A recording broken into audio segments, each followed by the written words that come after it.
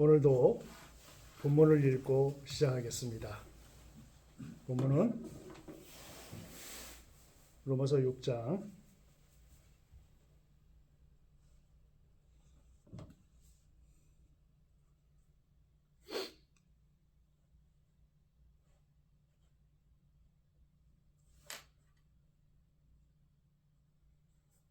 15절서부터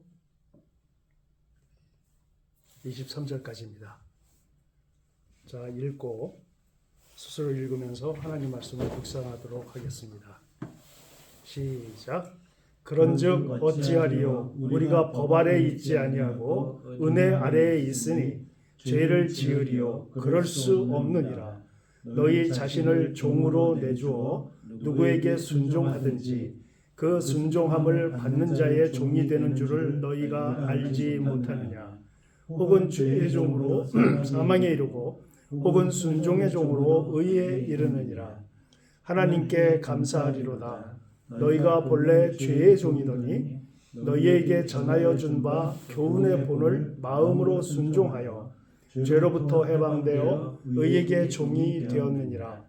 너의 육신이 연약함으로 내가 사람의 예대로 말하노니 전에 너희가 너희 지체를 부정과 불법에 내주어 불법에 이른 것 같이 이제는 너희 지체를 의에게 종으로 내주어 거룩함에 이르라. 너희가 죄의 종이 되었을 때에는 의에 대하여 자유로웠느니라. 너희가 그때에 무슨 열매를 얻었느냐? 이제는 너희가 그 일을 부끄러워하나니 이는 그 마지막이 사망이니라.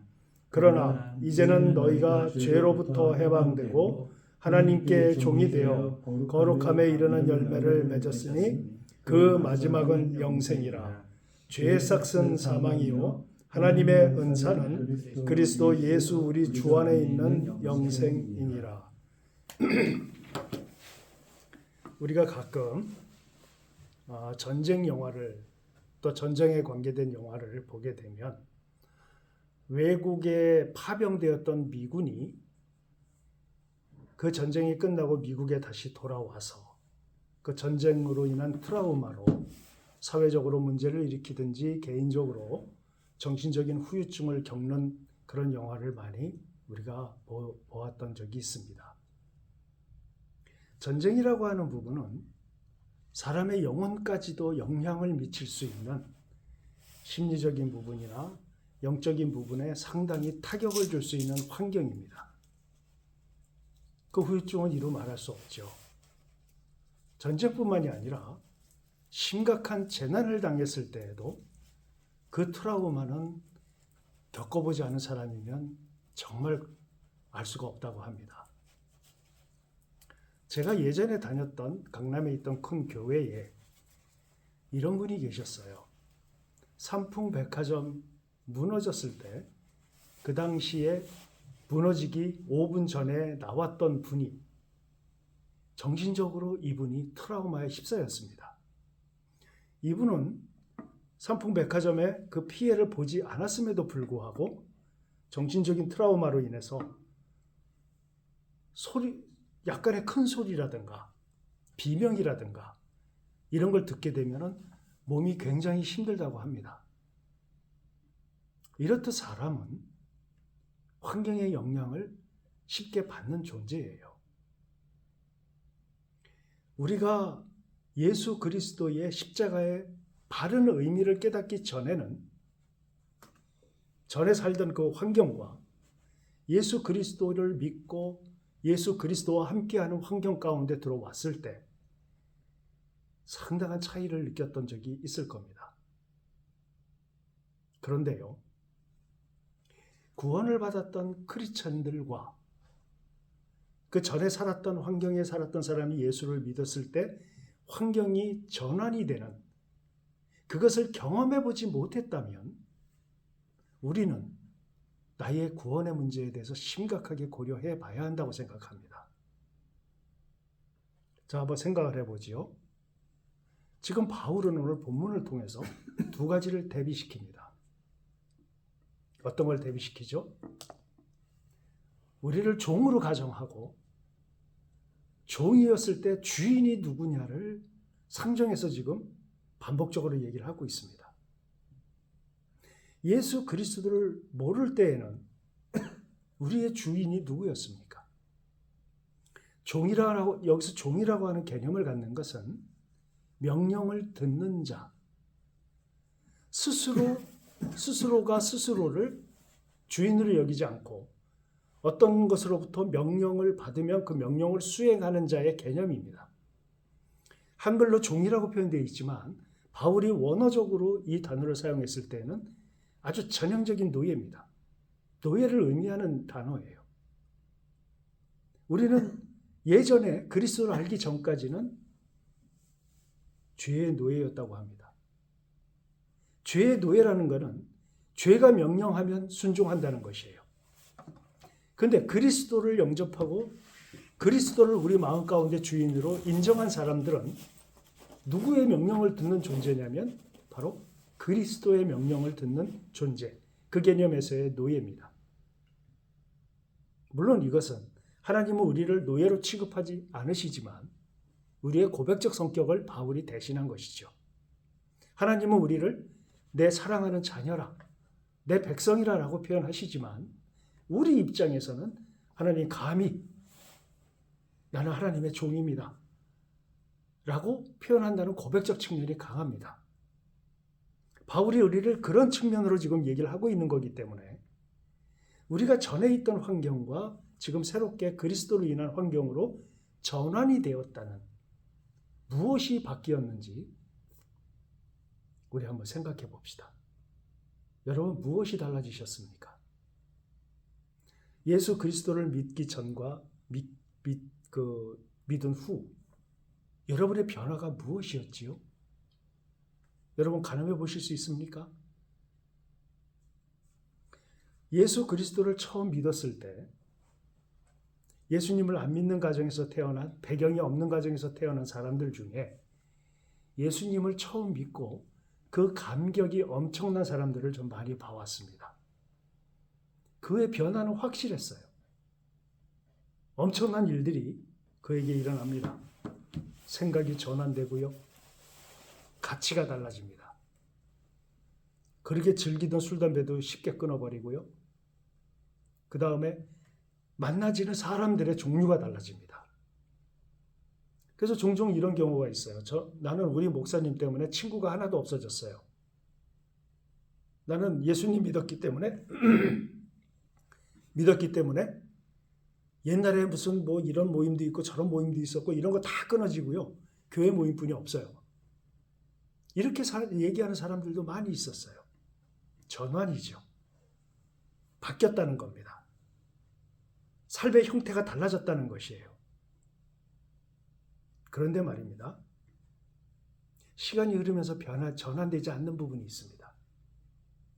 그게 바로 뭐냐면 죄입니다. 죄에 대한 속성이 안 달라지는 경우가 한국교회에 너무 팽배합니다. 왜 이럴까? 왜 이런 현상이 벌어졌을까?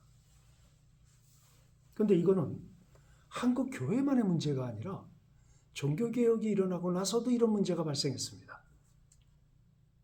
여러분, 종교개혁이 일어나기 전에는 어떤 형태였습니까?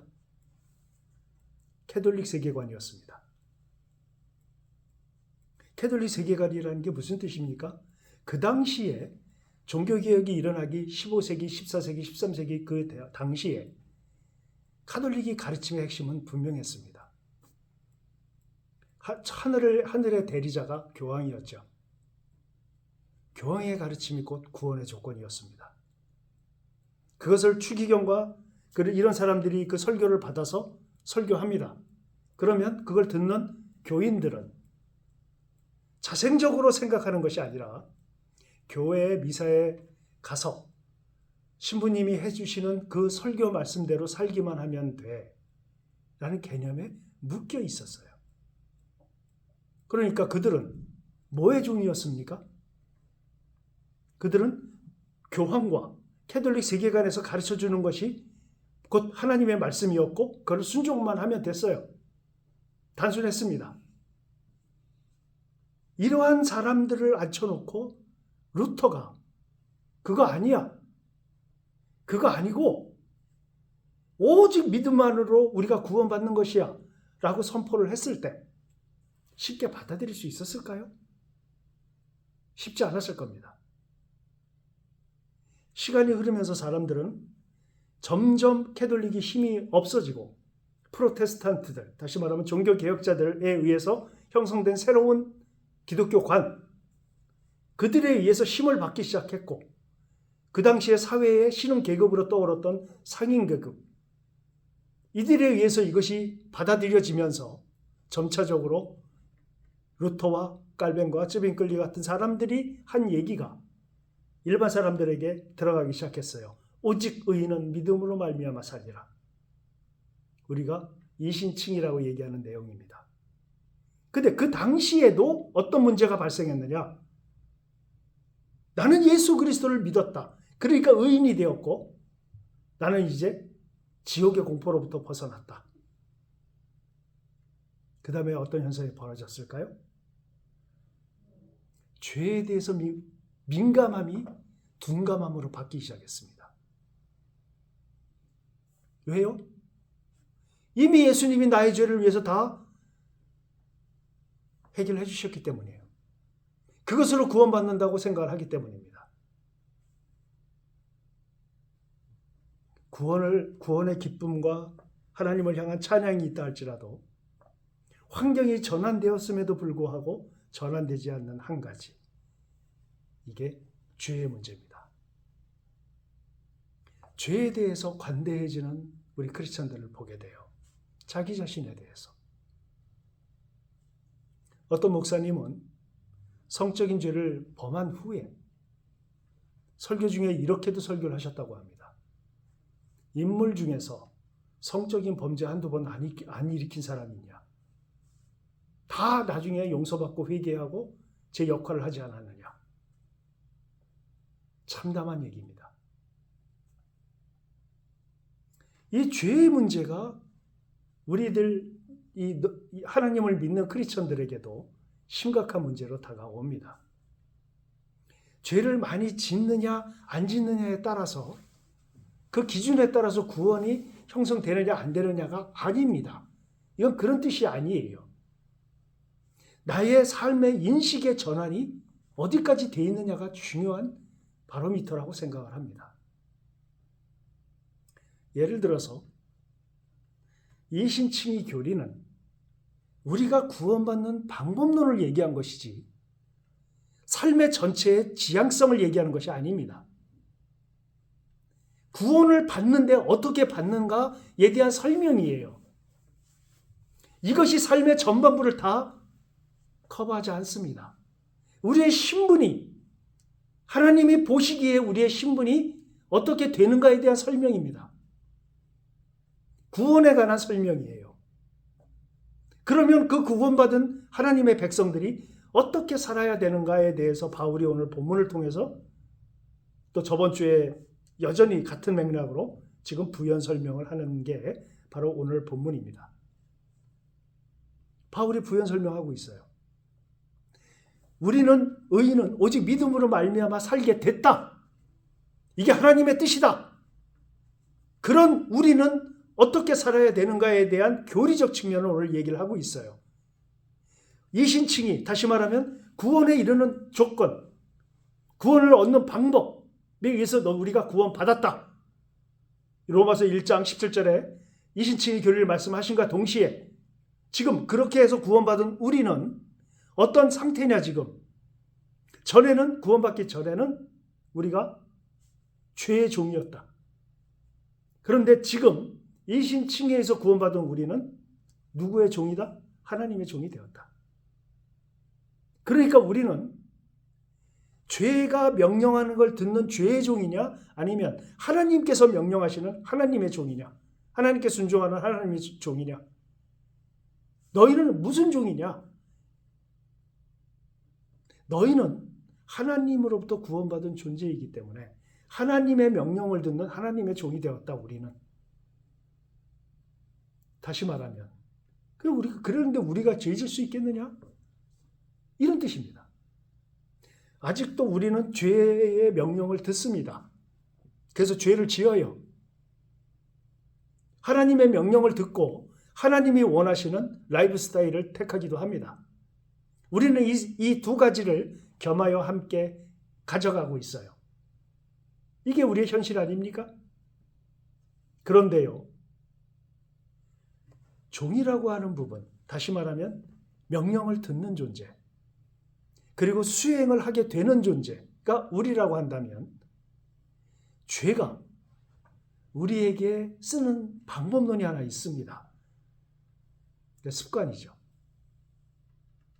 그리고 몸에 밴 삶의 형태에서 가져왔던 트라우마들, 이런 것들이 전부 죄가 우리에게 명령하는 루트입니다.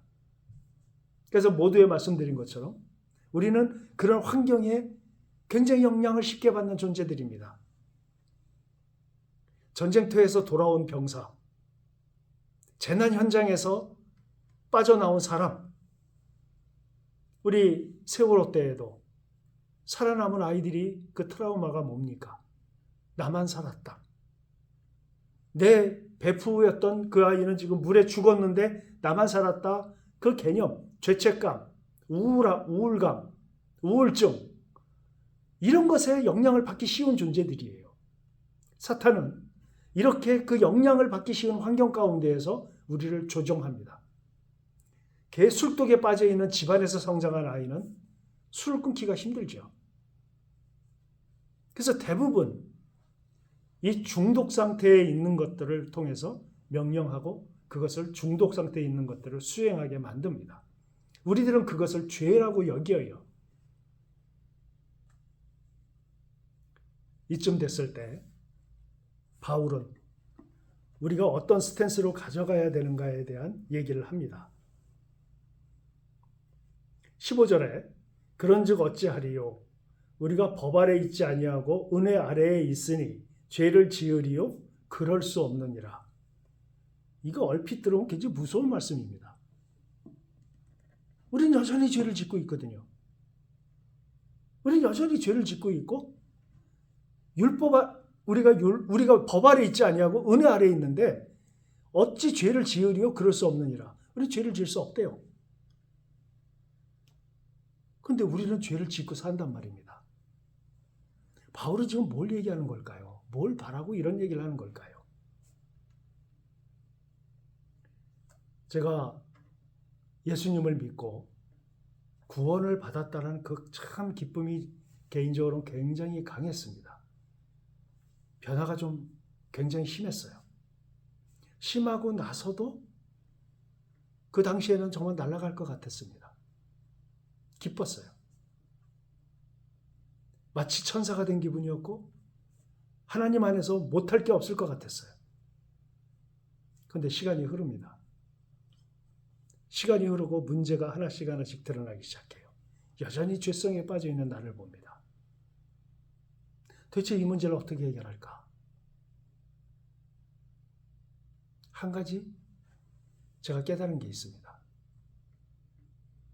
여전히 하나님의 은혜 아래에 있는 나지만 내가 죄를 못 끊는 이유는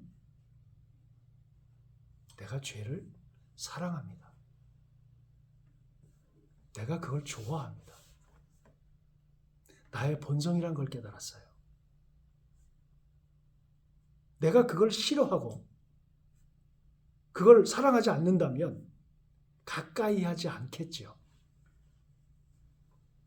근데 가까이 하고자 하는 욕구가 굉장히 저한테는 많았어요. 이것이 처음에 하나님 예수 그리스도에 의한 구원의 그 감격과 기쁨이 장시간 오랫동안 나를 유지시켜주지 않는다는 걸 알았습니다. 근데 성경을 읽다가 전 저하고 유사한 사람을 또 봤어요. 그게 바로 바울입니다. 바울도 그랬더라고요.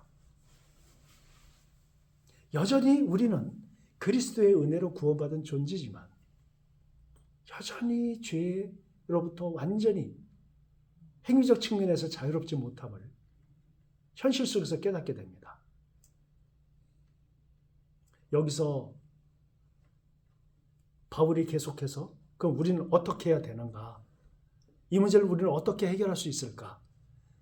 우리가 죄를 안 짓고 정말 거룩한 상태가 되어서 생각조차도 죄를 안 짓는 존재가 언제쯤 될 수 있을까?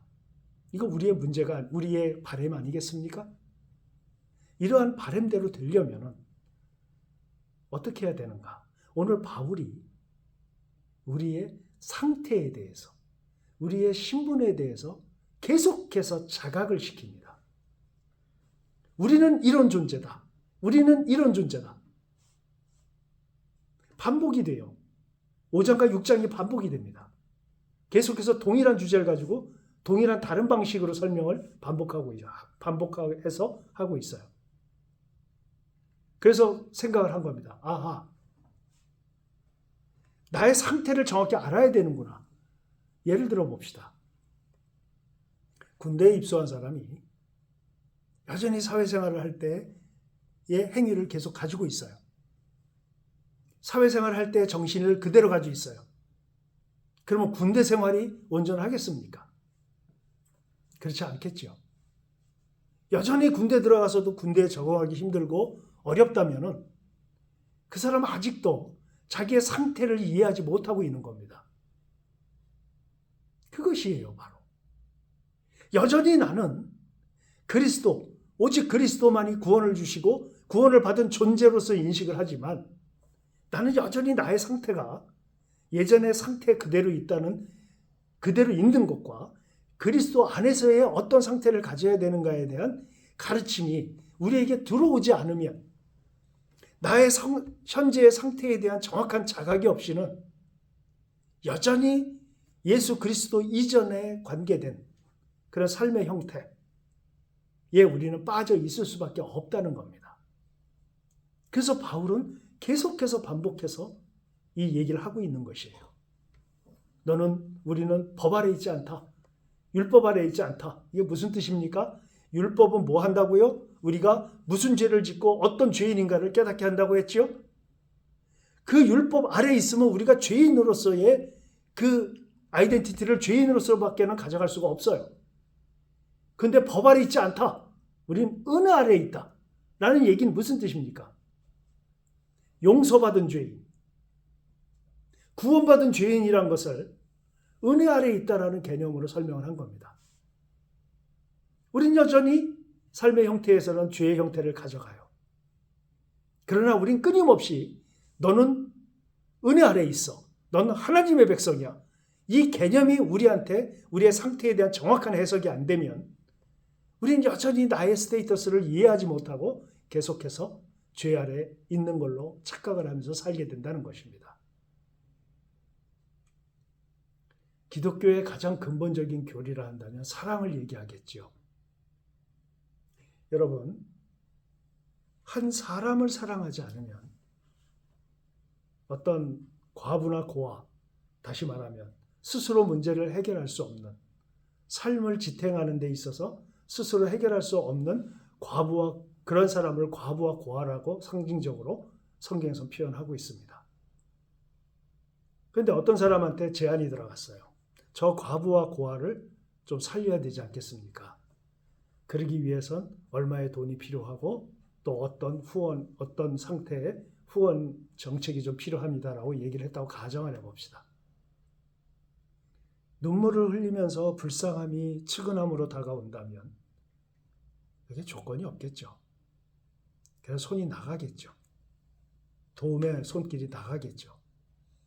근데 사랑이 없으면 말입니다. 원칙들이 따릅니다. 조건들이 따르고 원칙이 따라서요. 율법주의자들이 됩니다. 사랑이 없으면 원칙이 많이 생기고요. 저 사람을 돕지 말아야 할 100만 가지 이유를 찾아냅니다. 그렇게 상당히 율법적이 돼요, 사람이. 그래서 그 사람을 돕지 말아야 될 이유를 막 찾습니다. 이유는 하나예요. 그 이유가 목적이 아니라 사랑이 없는 겁니다. 야, 도와줘봤자 거지근성밖에 더 생기겠냐? 또 저 사람의 도움의 요청이 정당하냐? 이런 원리들이 그 사람에 가득 차게 됩니다. 그러면 목사의 시선으로 이렇게 볼 때 그 많은 원리와 원칙들이 중요해라기보다는 그 사람의 마음속에서 이런 걸 봅니다. 나는 사랑이 없다. 라는 걸 보게 돼요. 제가 이 말씀을 드린 이유는 바로 이것입니다. 내가 나를 사랑하는 겁니다. 왜 나를 사랑하냐면 법 아래 있지 않고 은혜 아래 있기 때문이에요. 하나님이 나를 그렇게 사랑하셨습니다. 여러분, 구원받은 죄인 무슨 뜻이죠? 구원을 받은 죄인이래요. 하나님은 나를 죄인으로 안 보십니다. 그러나 나는 나를 죄인으로 봐야 한다는 것이에요. 이 죄에 대해서 민감해야 된다는 겁니다. 서울에서 생활했던 중학생이 시골 학교로 전학을 갑니다. 서울에서는 깔끔한 화장실에서 깨끗한 화장실에서 화장실을 사용했는데 시골로 갔더니 항아리 묻어놓고 거기에 널빤지 2개 해놓고 푸세식 화장실에서 해결을 해야 한다면 이 아이는 화장실 가는 게 제일 두렵다고 얘기를 합니다. 환경이 익숙하지 않은 거겠죠. 내가 깨끗함과 거룩함 속에서 점점 들어가 있었다면 죄악 가운데 있는 나 자신이 더럽게 느껴질 겁니다. 우리는 한 번의 죄를 끊어낼 수 있는 존재들이 아닙니다. 그렇게 쉬웠다면 하나님이신 그리스도께서 십자가에서 그렇게 엄청난 대가를 치르셨겠습니까? 여러분, 죄보다 이 세상에서 제일 비싼 게 뭐냐면 나의 구원이라고 하죠. 왜요? 나의 죄값으로 치러진 대가가 뭐냐면 하나님의 죽으심이었어요. 죄값이 그렇게 비쌉니다. 엄청나게 비싸요. 그렇게 해서 우리를 구원하셨어요. 그러면 우리는 죄악 법 아래 있을 때에 더러움을 몰랐는데 죄악 가운데 있었기 때문에 은혜 아래 있기 때문에 이제 이 죄 아래 있었던 법 아래 있었던 내가 얼마나 지저분한 존재였는가를 은혜 아래 있게 되면 깨닫게 됩니다. 점점 은혜 아래 가는 나의 모습은 법 아래 있었던 나의 지저분함과 더러움이 역겨워지기 시작해요. 나를 그 환경 가운데 자꾸 집어넣어야 합니다. 여기에는 개인적인 노력도 들어가야 하겠죠. 결심을 하고 죄를 끊어내는 노력도 필요하겠죠. 더불어 함께 점차적으로 바울이 지금 이렇게 애쓰는 것처럼 로마인들을 향해서 로마 헬라인들 유대인들 다 마찬가지로 예수 그리스도가 있기 전에 너희의 모습은 이러했는데 지금은 이러한 모습이야 라고 계속해서 반복해서 상태를 알려주는 이유가 뭔가? 우리가 로마서를 읽으면서 이런 걸 깨닫게 되는 이유가 뭐겠습니까? 바울은 그걸 얘기하는 겁니다. 법 아래, 은혜 아래 이렇게 자꾸 상대적 반복적으로 설명하는 것은 너희는 법 아래 있는 존재가 아니다 이제. 은혜 아래 있는 존재다. 은혜 아래 있는 존재들이 나타나는 특성, 핵심적인 특성 한 가지가 바로 거룩입니다. 구별되는 것이에요. 뭐로부터 구별됩니까? 예수 그리스도 이전의 나로부터 구별되는 겁니다. 예수 그리스도 이전의 나를 보았을 때 더럽고 지저분한 나, 율법을 통해서 지켜봤을 때 내가 그런 존재임을 은혜 아래 있게 되면 그게 확연하게 드러나고 보여진다는 겁니다. 근데 여전히 은혜 아래 있는 우리가 나의 진정한 모습, 더럽고 추악하고 역겨운 모습이 안 보인다면 우리는 정말 강렬하게 의지적으로 은혜 아래 있기를 거부하는 존재들입니다. 이걸 의미하는 것이에요. 죄를 짓고 안 짓고의 문제가 아닙니다. 나의 상태가 어떠한 존재인가? 이걸 어떻게 우리가 알 수 있을까요? 내가 그리스도의 은혜로 인해서 구원을 받은 존재라 한다면 가정의 환경을 바꿀 겁니다. 나의 사회적인 대인관계의 상태가 바뀔 것이에요. 사람을 대하는 태도가 달라질 겁니다. 왜? 은혜 아래 있기 때문에. 근데 우리는 어디서만 이거를 바꾸려면 교회 안에서만 이걸 바꿔요. 교회 안에서는 나는 거룩한 존재가 됩니다. 근데 교회 안에서의 나와 교회 밖에서의 내가 왜 이렇게 차이가 납니까? 그건 뭘 의미하죠? 나의 상태가 은혜 아래에 있지 않고 법 아래 있는 상태로 유지하기 때문이에요. 우리는 조금씩 나의 상태를, 나의 정체성을 점차적으로 굳건히 해야 되고 내 안에서 강화시켜 가야 합니다. 이게 우리가 할 일이에요. 점차적으로 과거의 나로부터 이별해가는 이별을 준비해야 되고, 우리는 단번에 끊을 수 있는 존재들이 아님을 지금도 여전히 느끼고 있지 않습니까?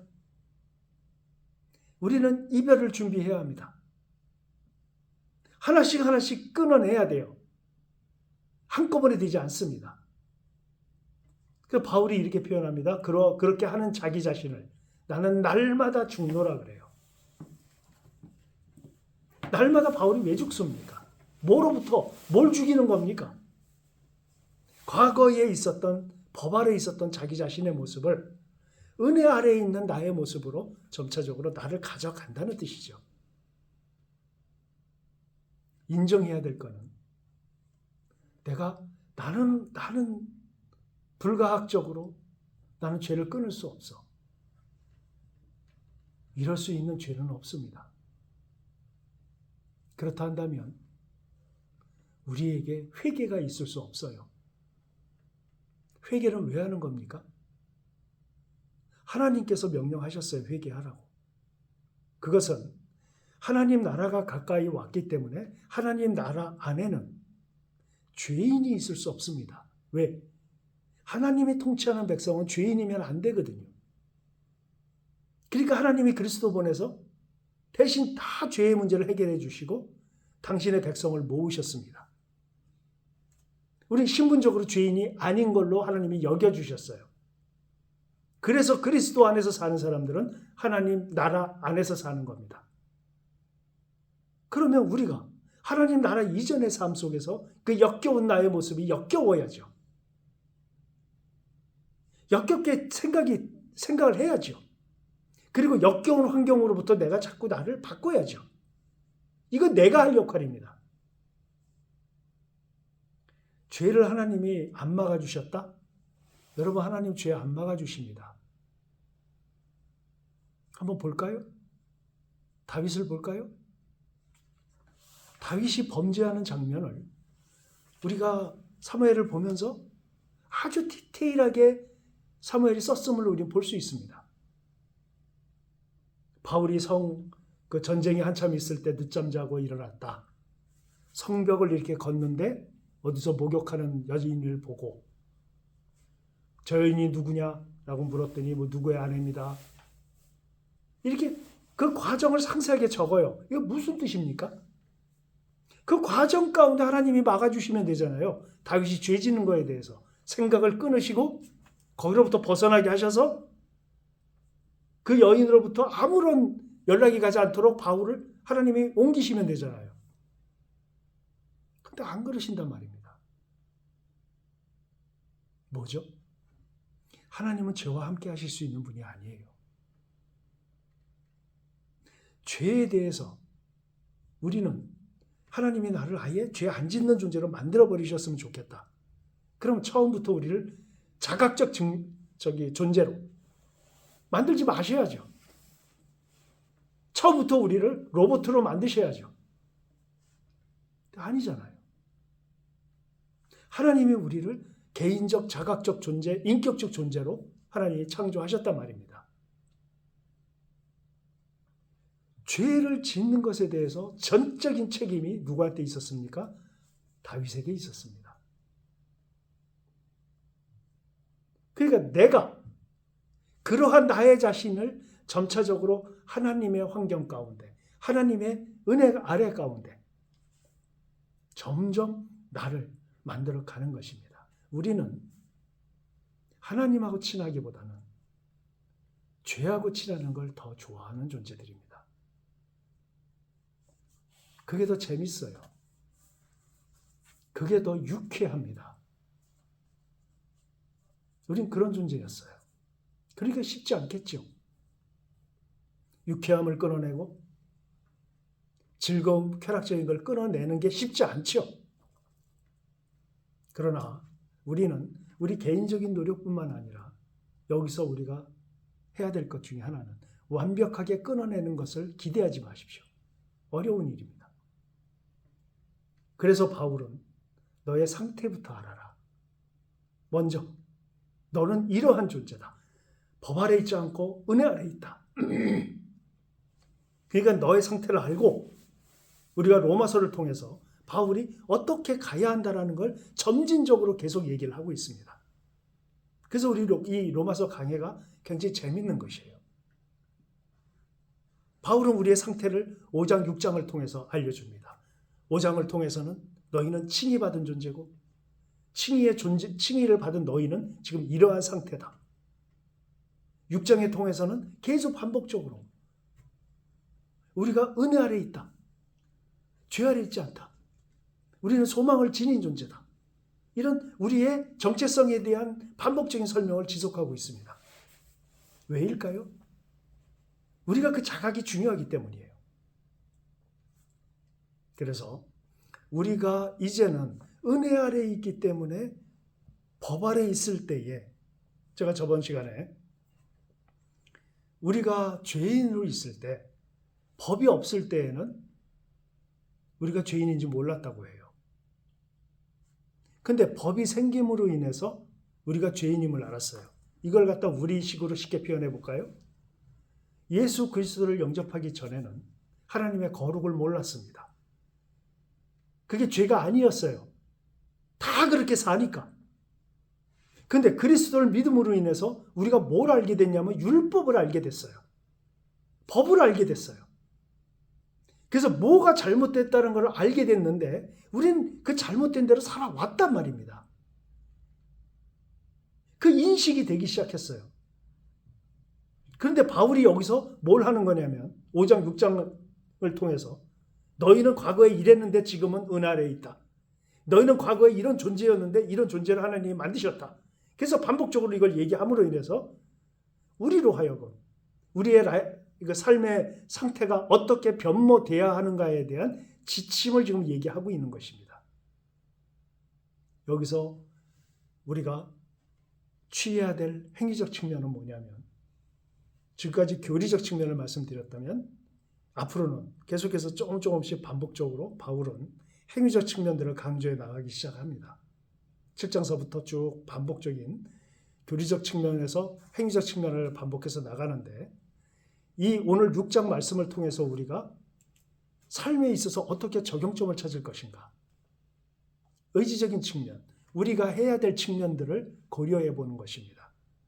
나는 하나님을 가까이 하기보다는 죄에 가까이 하는 것을 더 좋아했음을 인정하는 것입니다. 회개하는 것이에요. 회개라는 건 뭐죠? 돌이키는 겁니다. 방향을 바꾸는 것이에요.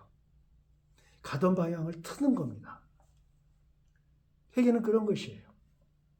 회개는 앉아서 무릎 꿇고 앉아서 5분, 10분 자기의 죄를 입으로 시인해서 되는 것이 아닙니다. 물론 이건 필요한 행위예요. 있어야 되겠죠. 그 과정이. 그러면서 동시에 뭐냐면 끊어내고 돌이키는 거예요. 방향성을. 그게 회개입니다. 그래서 잠언에서 뭐라고 했죠? 깨끗하게 목욕한 돼지가 다시 돼지우리에 들어가서 자기 몸을 더럽힌 것 같다. 기억나십니까? 개가 먹었던 음식을 토해낸 다음에 토한 음식을 다시 먹는다. 이렇게까지 표현했어요.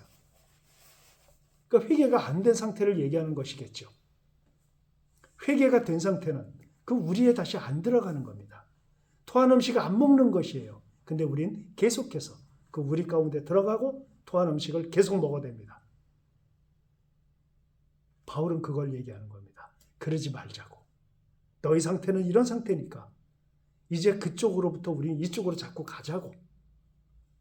그래서 바울은 표현을 나는 날마다 죽는다고 표현한 것은 죽음 가까운 그 고통을 이겨내면서 이쪽 방향으로 가는 쪽으로 우리가 방향선회 하자고 지금 얘기를 하는 것입니다.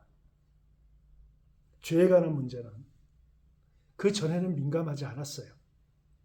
그런데 그리스도의 거룩하심이 점차적으로 우리 안에 내면화될 때 그 죄에 대해서 민감해집니다.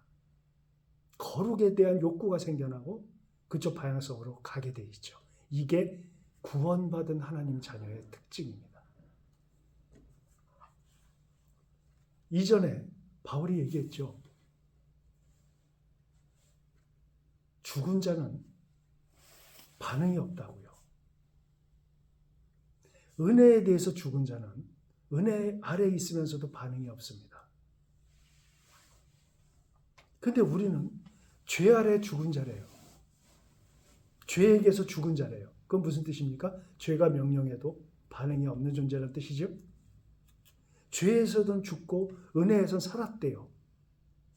죄가 명령해도 반응이 없지만 은혜가 명령하면 거기에 반응을 하는 존재래요, 우리가.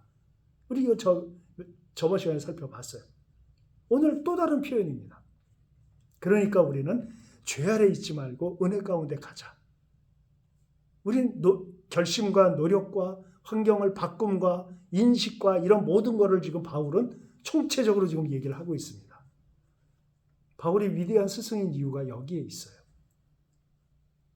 그래서 로마서가 중요하다는 겁니다. 반복해서 우리의 정체성에 대한 아주 실질적인 삶 속에서의 얘기들을 바울이 지금 표현하고 있음을 우리가 살펴봅니다. 더욱 우리가 앞으로 시간을 계속 가지면서 이제는 점차적으로 더 깊숙한 내용과 점차적으로 더 어떻게 삶을 통해서 이것을 구현해낼 것인가에 대한 내용을 다음 주에 또 로마서 7장을 통해서 공부하게 될 것입니다. 수고들 하셨습니다.